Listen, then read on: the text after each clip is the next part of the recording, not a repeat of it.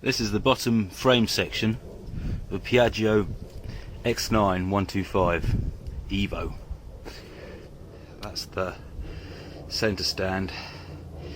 The engine is that way, and that'll be the front of the bike. It's got a complicated swinging arm setup.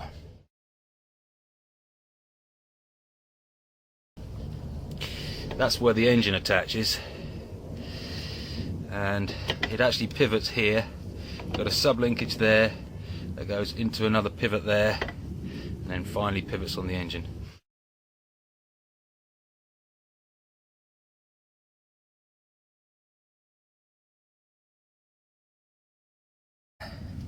You got this rubber shock bush, which, as you can see, has perished. The bike's 5 years old. It's done 8,000 miles. Running through this pivot here, if I can just get the tube out, you may just be able to see in there needle roller bearings. Now, this is pretty much what it should look like. And there's a tube that runs through the middle, just like that, all nice and bright and shiny. And there's no play in that at all. That's fine, but unfortunately his mate over the other end isn't so healthy looking.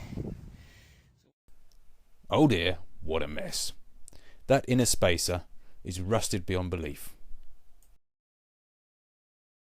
And there's about 1 millimetre of play there. You could feel that by wobbling the engine around. You'd hear this clonk, and that was visibly moving against that shackle where it sits there.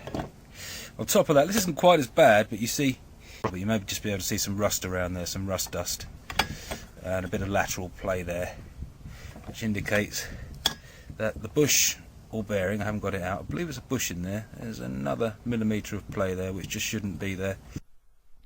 So you can see that the water's got into this needle roller bearing, and the swinging arm bearing too on the same side. And bear in mind, this bike is 5 years old and has done just 8,000 miles. And so, in order for this to have happened, something must have gone badly wrong. Both these bearings on the right hand side of the bike were bone dry. It could perhaps have been caused by the previous owner jet washing the underside of the bike, but I suspect it's more likely that it was never properly lubricated when it left the factory.